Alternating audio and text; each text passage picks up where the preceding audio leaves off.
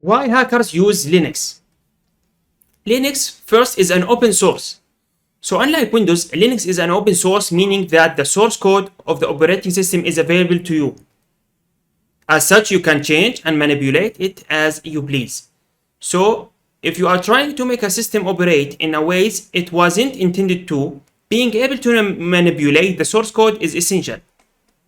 The second thing is Linux is transparent. So to hack effectively, you must know and understand your operating system and a large extent the operating system you are attacking. Linux is totally transparent, meaning we can see and manipulate all its working parts. Not so with Windows. Microsoft tries hard to make it as difficult as possible to know the inner working of on its operating system. So you never really know what's going on under the hood. Whereas in Linux, you have spotlight shining directly on each and every component of the operating system. This makes working with Linux more effective. Linux offers granular control. Linux is granular, that means that you have almost infinite amount of control over the system. In Windows, you can control only what Microsoft allows you to control.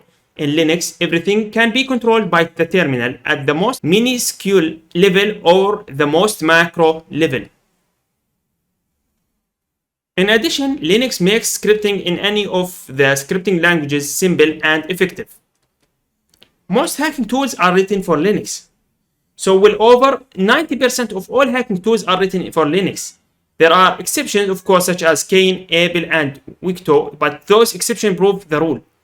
Even when hacking tools such as Metasploit or Nmap are ported for Windows, not all the capabilities transfer from Linux. The future belongs to Linux or Unix. This might seem like a radical statement, but I firmly believe that the future of information technology belongs to Linux and Unix systems.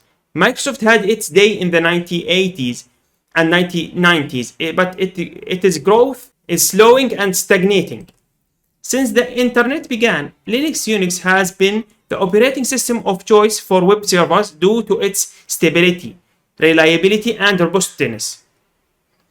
Even today, Linux Unix is used in 2/3 of web servers and dominates the market. Embedded systems in routers, switches, and other devices almost always use a Linux kernel. And the world of virtualization is dominated by Linux, with both VMware and Citrix built on the Linux kernel. Thanks for watching. I will see you in the next lecture.